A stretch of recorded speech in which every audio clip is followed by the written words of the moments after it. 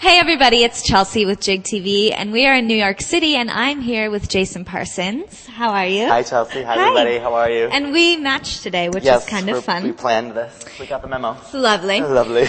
But you are such an amazing dancer, Sweet. and very different from a lot of what people are used to seeing on the convention circuit. It's just sort of a different contemporary kind of thing. Where did you train? Initially I trained at a studio in Rochester, New York, with two women, Lisa Geritano, well actually Lisa Allen, her name is now, and a woman named Marilyn, and they were both very different in their aesthetic. One was like lyrical and jazz and tap and music theater, and the other one was modern and ballet, and so I got kind of the best of both worlds. But at an early age, we were always coming to the city and being really influenced and inspired by everybody here. So, but then you moved to LA, correct? I lived in LA. And why did you do that? Because I grew up in New York, so everyone would always be like, "You're going to end up in New York." Yeah. New York is the place It's really for you. cool. And I'm one of those people that when people tell me to do something, I'm like, no, I'm not going to do that. Yeah. You know, you always do the opposite. Yeah. So I moved to LA. I had just come back from doing Tokyo Disneyland. I was the prince. Okay. Lovely. Lovely. Who would have thought? But now I don't have hair to be a prince, so work. No, yeah. So be the princess. No, I'm just kidding. Okay. So I was there, and then I met some friends that were from LA, and so I was like, you know what? I've never danced in LA. I wasn't exposed to that scene, so it was amazing. But you know, after like 3 years, I realized the work that I want to do and the kind of dancer and artist I want to be, I was going to be more, I think, fulfilled and inspired by being here. So that being said, what do you think are the pros and cons with working commercially and working with a company or on the more contemporary side? I think you just have to know what's best for you. Yeah. You know, I think the kind of dancer I love is one that can dabble in everything, because that's how I was trained. So they can wear a lot of different hats. I think that's a great dancer, but also someone that trains, and that's something that sometimes living in LA doesn't really exist. Right. You know, because it's really everyone is hustling to get work and stuff, and so. And you still take classes. Oh my correct? God, all the time. Yeah. Because to me, it's like it's my salvation. Yeah. It's so good for me, and I also, when I'm here, because I'm traveling so much, it's like vacation. And I know it's probably weird for people to be working out. It's vacation, but it is, because it gets my mind, I think, a rest. Yeah, exactly. And I can let somebody else concentrate on me versus me concentrating on everybody else. So when you're choreographing, I know that you choreograph for Evolution, Mark Meismer's company. When you set that piece, or when you set a piece on a company, do you make up a story? Is it a story for you, or that thing is the most important thing? I think there always has to be an intent, whether it's a word or a story, or there always has to be an idea, because I think as the audience watches, they have to reflect and see something in that they connect with. And I mean, that's the kind of dance I like to see, that is political and religious, and even you get a lot of different vibes from it, So it's not just movement, it's actually a whole thing. Where do you pick your music from? Because you have a very keen sense of picking songs that people have never heard before, or that are, where do you get that? Lately now, it's like just being, like you gave me music before, and like I did. You did. We had a music swap. That to me is the best thing, because you look for what you like, and you search out that kind of vibe and who you know. Right. And so my thing lately is like, bring me a CD, because you meet someone that has really a really great vibe, and they're really eclectic and they're very interesting, and so then they give you music, give me music that you think I'd want to create too, because they know me, but it's also them. So it's kind of, I've been doing that. So who are your top 5 artists right now that you really like? To create to? Or just 5 artists? Anything, 5 artists. I love Sigur Rós. Okay. I'm obsessed. Me too. I think they're just amazing. Yeah. I love Radiohead. I think they're really brilliant. It's fun to create to.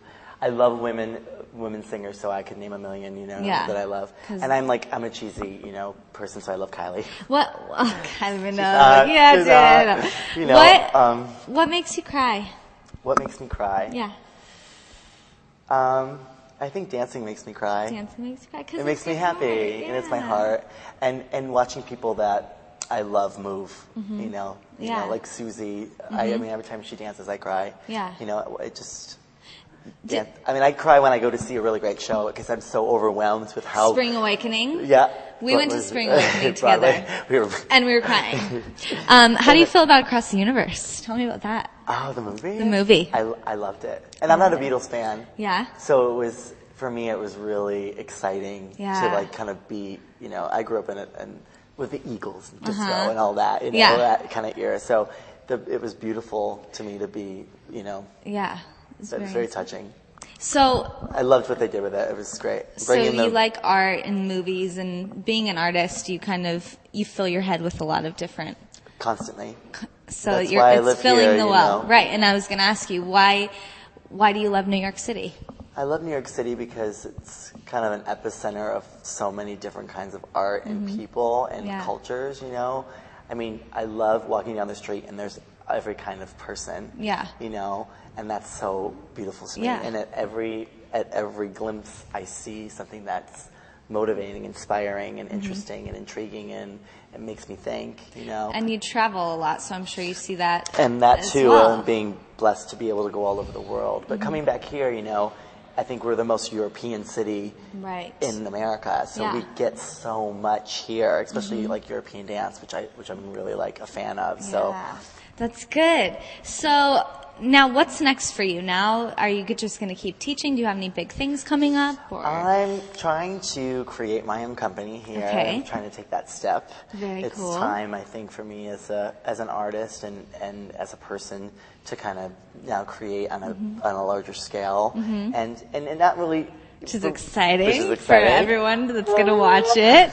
But for the most part, because I feel like I have a group of people around me that want to take that journey with me, and that's exciting. And they're really like pushing me, like it's time, you know. Yeah. So I'm gonna try to pick your dancers. I have like 5 or 6 people that I'm kind of like in the works of working with and making something happen. Hopefully 2008. So that's lovely. That's very exciting. Do you have a name? Will it be Jason Parsons? I don't know. Something? We're like thinking about that. You know, okay. I like JPD. JPD. It's like New Power Generation. It looks good on a sign. Yeah, Jason Parsons Dance. I like that. It's like weird because in a way I didn't want it to be my name. I wanted it to be just like a word or something because I'm not really, I know, but I'm not really like that kind of person to be like Jason Parsons Dance Fever. You know what I mean? It kind of freaks me out a little bit.